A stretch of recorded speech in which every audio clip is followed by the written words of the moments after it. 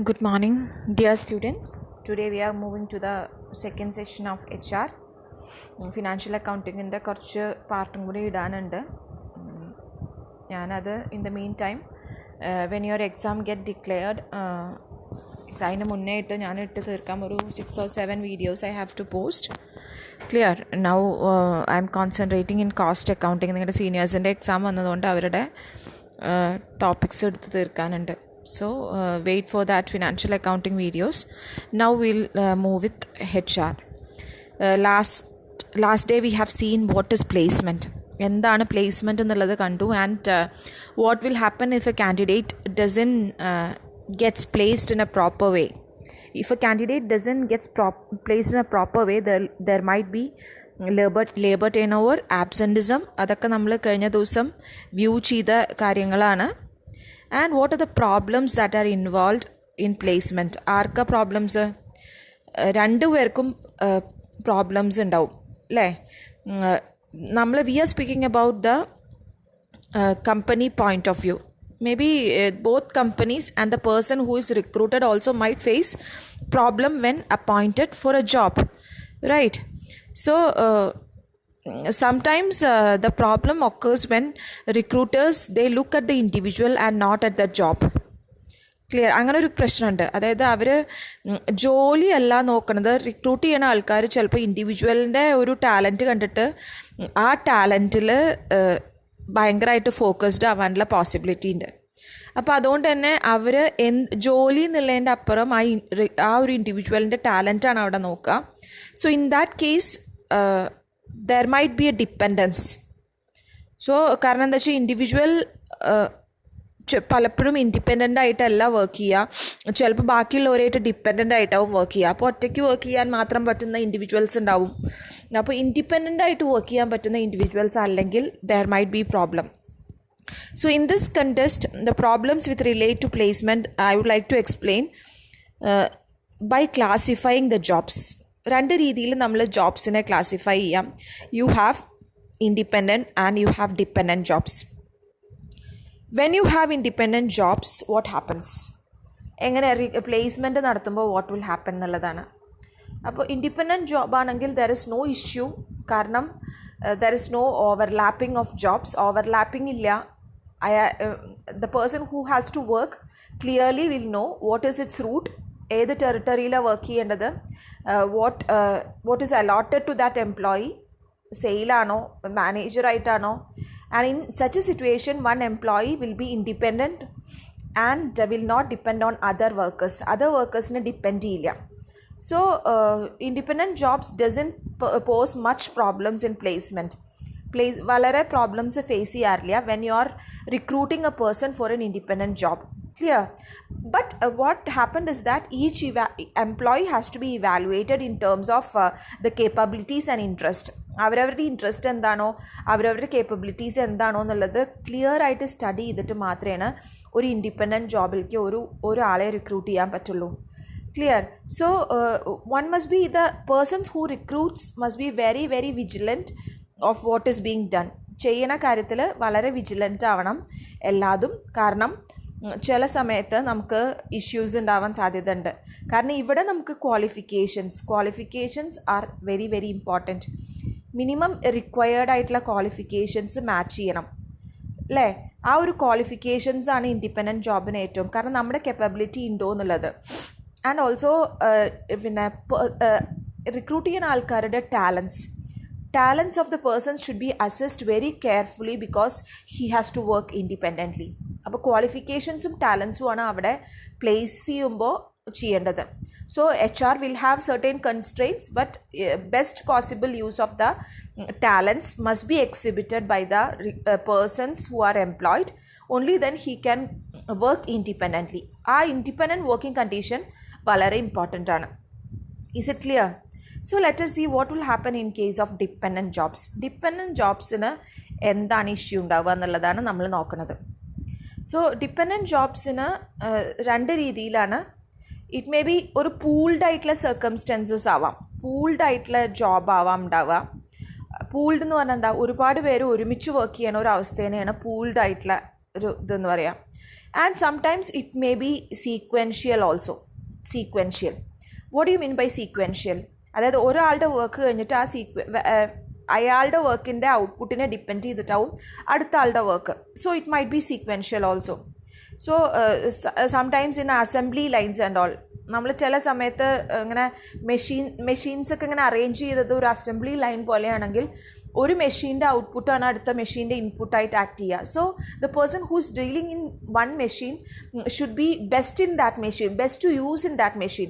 എന്നാൽ മാത്രമേ അയാൾക്ക് അതിനെക്കുറിച്ച് ക്ലിയർ ആയിട്ടുണ്ടാവുള്ളൂ. അയാളുടെ എന്തെങ്കിലും ഒരു മിസ് ഹാൻഡ്ലിംഗ് വന്നാൽ അതിൻ്റെ ഔട്ട്പുട്ടിനെ എഫക്റ്റ് ചെയ്യും, അത് അടുത്ത ഇൻപുട്ടിനെ എഫക്റ്റ് ചെയ്യും. സോ അങ്ങനെ ലിങ്ക്ഡ് ആയിട്ട് വരുമ്പോൾ there might cause some problems while place ചെയ്യുന്ന സമയത്ത്.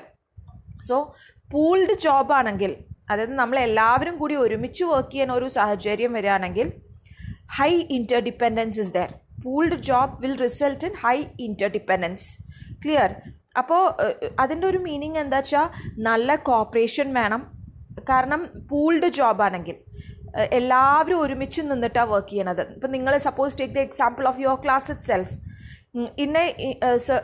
നിങ്ങൾക്കൊരു ജോബ് തന്നു കഴിഞ്ഞാൽ that will be sometimes pooled ആയിരിക്കും. അപ്പോൾ എല്ലാവരുടെയും കോൺട്രിബ്യൂഷൻസ് മാത്രമേ അതിലൊരു ഫൈനൽ ഔട്ട്പുട്ടിന് ഒരു ഇഫക്റ്റ് ഉണ്ടാക്കാൻ പറ്റുള്ളൂ. So the final output here in the pooled job is the result of contribution of all the workers. Clear? So sometimes there is dependent ജോബിൽ ഒരു സ്പെസിഫിക് സബ് ഗ്രൂപ്പിനെ ലവും ഒരു എംപ്ലോയിനെ പ്ലേസ് ചെയ്തിട്ടുണ്ടാവാം. അപ്പോൾ ആ ഒരു പ്ലേസ് ചെയ്യണ സമയത്ത് നല്ല കെയർ എടുക്കണം. കാരണം അയാളുടെ ക്യാരക്ടർ എങ്ങനെയാണ്, അയാൾ അതിലേക്ക് ഇഫക്റ്റഡ് ആവുമോ, അയാൾ അവിടെ വന്നതുകൊണ്ട് whether the team work will affected. Team വർക്കൊക്കെ ഇവിടെ വളരെ ഇമ്പോർട്ടൻ്റ് ആണ്. ടീം വർക്കിന് വല്ല പ്രശ്നം ഉണ്ടാവുമോ, ഇതൊക്കെ നമ്മൾ ശ്രദ്ധിക്കണം. അതായത് ഡിപ്പെൻഡൻറ്റ് ജോബ് ആവുമ്പോൾ. അപ്പോൾ ഡിപ്പെൻഡൻറ്റ് ജോബ് ആവുമ്പോൾ HR സ്പെഷ്യലിസ്റ്റ് എന്താ ചെയ്തിരിക്കുന്നത് വെച്ചാൽ they have used N assessment classification model. അതായത് പുതിയ റിക്രൂട്ട്മെൻറ്റ് നടത്തുന്ന സമയത്ത് ഒരു മോഡൽ ഡെവലപ്പ് ചെയ്തിട്ടുണ്ട്. അതായത് ആ ഒരു മോഡൽ, അതായത് in case of dependent jobs, clear, ഇൻഡിപെൻഡൻറ്റും ഡിപ്പെൻഡൻറ്റും ഉണ്ട്. ഡിപ്പെൻഡൻറ്റ് ജോബ്സിൻ്റെ കേസിൽ you have an assessment model that is carried out. So ആ ഒരു അസസ്മെൻറ്റ് മോഡലാണ് നമ്മൾ താഴെ പരിചയപ്പെടാൻ പോകുന്നത്. Clear? Let us see what is the assessment classification model. അപ്പോൾ ഈ അസസ്മെൻറ്റ് ക്ലാസിഫിക്കേഷൻ മോഡലിൽ പറയുന്ന കാര്യങ്ങളാണ് ഞാൻ എക്സ്പ്ലെയിൻ ചെയ്യുന്നത്. ആദ്യം തന്നെ നമ്മൾ എല്ലാവരെയും കൂടെയാണ് വർക്ക് ചെയ്യേണ്ടതെന്നുള്ളത് ഉറപ്പ് വരുത്തണം. So collect the details about the എംപ്ലോയിയുടെ എല്ലാ ഡീറ്റെയിൽസും കളക്ട് ചെയ്യണം. ക്ലിയർ? കളക്ട് ചെയ്താൽ മാത്രം പോരാ, you will have to construct his profile. Construct his profile in such a way that he will cope up with all the circumstances of the organization. He will be able to create a team spirit. ഒരു cooperation inculcate ചെയ്യാൻ പറ്റും. ഇത്രയും construct ചെയ്താൽ മാത്രം പോരാ, അയാൾ ഏത് sub ഗ്രൂപ്പിലാണ് match ആവുക. അപ്പോൾ നിങ്ങൾ കൊമേഴ്സ് കഴിഞ്ഞിട്ട് BCom ജോയിൻ ചെയ്യണത് എന്തുകൊണ്ടാണ്? നിങ്ങൾ ആ ഒരു BCom പ്രൊഫൈലിലേക്ക് മാച്ച് ആവുന്നതും you have certain marks with regard to that category. അതുപോലെ നമ്മൾ മാച്ച് ചെയ്തെടുക്കണം. ഏത് സബ് ഗ്രൂപ്പിലേക്കാന്നുള്ളത് ക്ലിയർ ആയിട്ട് മാച്ച് ചെയ്തെടുക്കണം.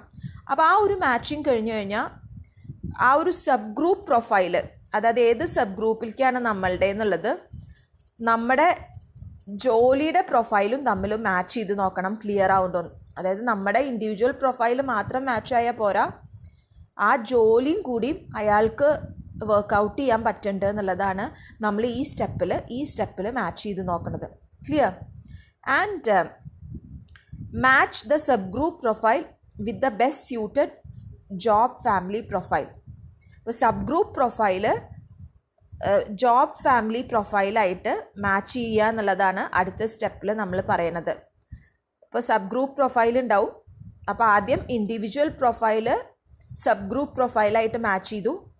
എന്നിട്ട് സബ് ഗ്രൂപ്പ് പ്രൊഫൈലും ജോബ് ഫാമിലി പ്രൊഫൈലുമായിട്ട് കമ്പയർ ചെയ്തു. അതായത് എന്നെ ഒരു കൊമേഴ്സ് ഡിപ്പാർട്ട്മെൻറ്റിലേക്ക് അപ്പോയിൻറ്റ് ചെയ്തപ്പോൾ കൊമേഴ്സ് ഡിപ്പാർട്ട്മെൻറ്റും കോളേജും തമ്മിലുള്ളതാണ് നമ്മൾ ഇവിടെ നോക്കണത്. ക്ലിയർ? അപ്പോൾ when you are appointed in to a marketing department, ആ മാർക്കറ്റിംഗ് ഡിപ്പാർട്ട്മെൻറ്റുമായിട്ട് ഞാൻ ചേരുന്നുണ്ടോ എന്നുള്ളതാണ് ഇവിടെ ടെസ്റ്റ് ചെയ്യണത്. എന്നിട്ട് ഞാൻ വന്നതിന് ശേഷം മാർക്കറ്റിംഗ് ഡിപ്പാർട്ട്മെൻറ്റിന് നമ്മുടെ മൊത്തം കമ്പനിയായിട്ട് മാച്ച് ചെയ്ത് പോകണ്ടോ എന്നുള്ളതാണ് ഇവിടെ നോക്കുന്നത്. ഇവിടെ നമ്മൾ നോക്കുന്നത് മാർക്കറ്റിംഗ് ഡിപ്പാർട്ട്മെൻറ്റും നമ്മുടെ കമ്പനിയുമായിട്ടുള്ള പ്രൊഫൈൽ മാച്ച് ആവുന്നുണ്ടോ എന്നുള്ളതാണ്. Match the sub group profile. Match ആയിട്ടില്ലെങ്കിൽ ഇവിടെ കമ്പാരിസൺ മാത്രമേ നടക്കുള്ളൂ ഈ സ്റ്റെപ്പിൽ. Here you are matching. Clear? Match ചെയ്ത് നോക്കുകയാണ്. ഞാൻ അവിടെ ഒരു പുതിയ പേഴ്സൺ അവിടെ അപ്പോയിൻറ്റഡ് ആയതുകൊണ്ട് what all disadvantages you will have. അപ്പോൾ പിന്നെ നമുക്ക് ഔട്ട്പുട്ട് വരുമ്പോൾ output results for the organization. അപ്പോൾ അവിടെ നമ്മൾ ചെക്ക് ചെയ്യേണ്ട ആവശ്യമുണ്ട്. And assign the individual to the job family. ഇത്രയും ആയിക്കഴിഞ്ഞാൽ യു ആർ സ്യൂട്ടഡ്, നമ്മൾ സ്യൂട്ടബിൾ ആയി എന്നുള്ളതാണ് അർത്ഥം. അപ്പോൾ എന്താ ചെയ്യുക വെച്ചാൽ നമ്മളതിനെ ആ ജോബ് ഫാമിലിയിലേക്ക് അസൈൻ ചെയ്തു. ക്ലിയർ? അത്രയും കഴിഞ്ഞാലും ജോബ് ഫാമിലിയിലേക്ക് അസൈൻ ചെയ്തുള്ളൂ. ഇത്രയും കഴിഞ്ഞാൽ ആയില്ല, നമ്മളെ ഇൻഡിവിജ്വലിനെ സ്പെസിഫിക് ജോബിലേക്ക് അസൈൻ ചെയ്യണം after giving counselling and assessment. So separate counseling has to be provided, separate assessment has to be provided, and he has to be assigned to that specific job. So this is assessment classification model, where first step you are collecting the details about the employee details collect ചെയ്യുന്നു, അയാളുടെ profile construct ചെയ്യുന്നു, അയാളുടെ പ്രൊഫൈലും sub group പ്രൊഫൈലും നമ്മൾ എവിടേക്കാണോ അയാളെ appoint ചെയ്യാൻ പോകുന്നത് വെച്ചാൽ ആ പ്രൊഫൈലും തമ്മിൽ മാച്ച് ആണോ നോക്കണം. അതായത് ഇപ്പോൾ എനിക്ക് MCOM ആണ്, ഞാൻ അപ്പോയിൻറ്റഡ് ആവുന്ന കൊമേഴ്സിലേക്കാണെങ്കിൽ ക്വാളിഫിക്കേഷൻ മാച്ച് ആവുന്നുണ്ടോ എന്നുള്ളത് അവിടെ നോക്കണത്. ക്ലിയർ?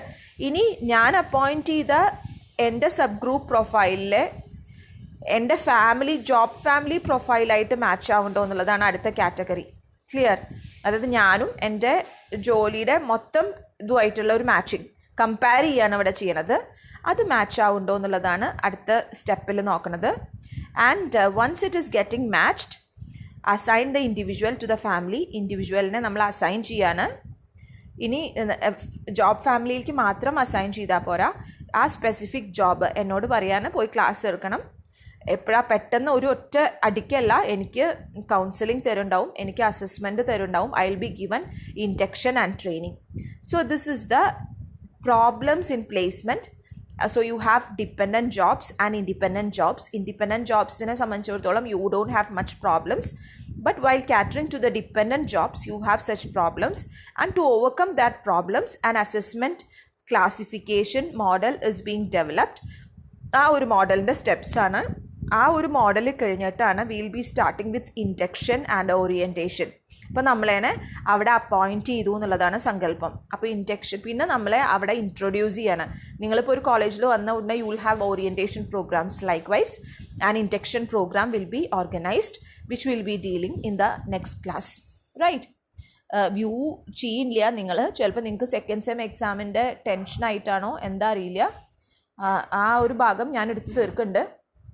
എനിക്ക് പിന്നെ കോസ്റ്റിംഗ് എടുക്കുന്ന തിരക്കായതുകൊണ്ടാണ്. ഇടുമ്പോൾ ഒരുമിച്ചിടാം എല്ലാ വീഡിയോസും, നിങ്ങൾക്ക് ഇഷ്യൂ ഇല്ലാത്ത രീതിയിൽ നമുക്ക് സോൾവ് ചെയ്യാം. In the mean time watch the videos, make sure that you are getting everything clear. Thank